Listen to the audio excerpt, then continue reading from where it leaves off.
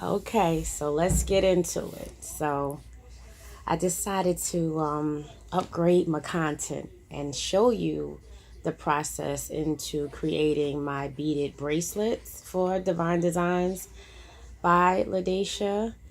I just wanted to get into all of my social media platform handles. So, of course, I have Facebook.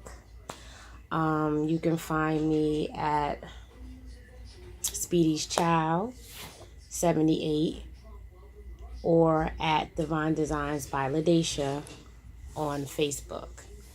On Instagram, I'm Miss Speedy's Child 78 or I am Divine Designs by LaDaysha on Instagram. TikTok, I'm Miss Speedy's Child or Divine Designs by LaDaysha. And I have threads, but the threads are links with the Instagram. And I also have my YouTube channel. So I'm going to make sure that all of the links to all of my social media channels are available. I still have my Google Photos, and I have that link as well so that you can see all of the available bracelets that I have. So just a quick story on the bracelets. Most of my bracelets I made a few years ago. So the goal is to sell those bracelets and then buy more product. I spoke to my tax preparer and he was like, you want to make sure when starting a business that it's not a hobby before you get into getting your LLC and websites and all these, costly add-ons to a business. So I'm basically just using social media to continue to put myself out there. I really enjoy making content. If you haven't if you haven't seen it already, you should know that just about every day it's like a form of therapy to me.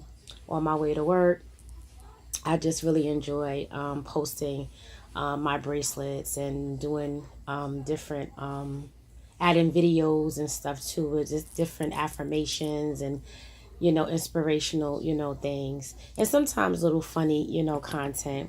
But I'm now discovering how to do the voiceovers to my content.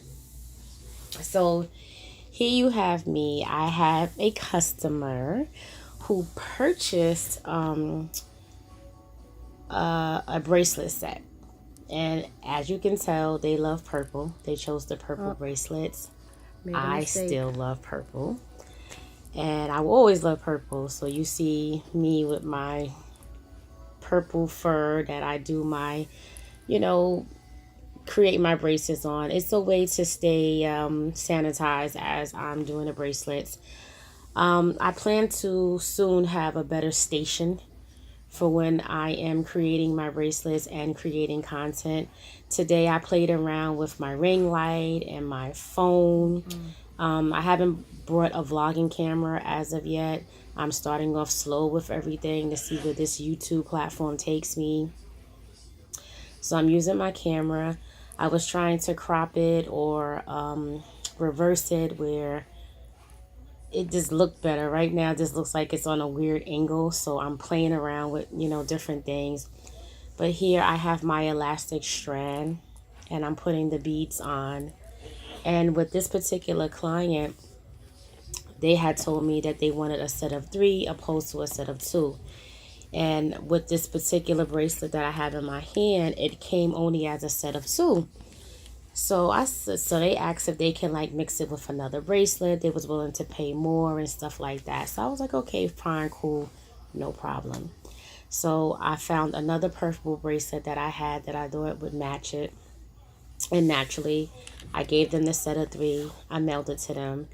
And then I got a message that the bracelet was too small for their wrist. So I was like, oh boy. So, being a business owner, you want to make sure that you're satisfying your customers. So I told the customer to mail it back to me. They mailed it back to me and I said, okay, make sure you send me your measurements. They sent me their measurements and I said, okay, this person has a larger wrist because the normal size of a woman's wrist is like 7 inches. And for a man, the normal size is like 7.5, 7 3/4. So going forward, when it comes down to making my bracelets, if you want me to customize a bracelet for you, of course it would be more money, but we would definitely be able to make it happen, and we would be able to talk about how you would want your bracelets to be. If you feel like you have an extra small wrist and the average bracelet won't fit you, that would be considered customization too. And like this customer, if you have a larger wrist, of course that would be considered customization as well. So I'm just here getting real creative. I'm rearranging the beads. I added more beads to them. I have a bead tray that I didn't show. Only reason honestly why I'm not showing the bead tray and how I do those supplies, I can show that at another time.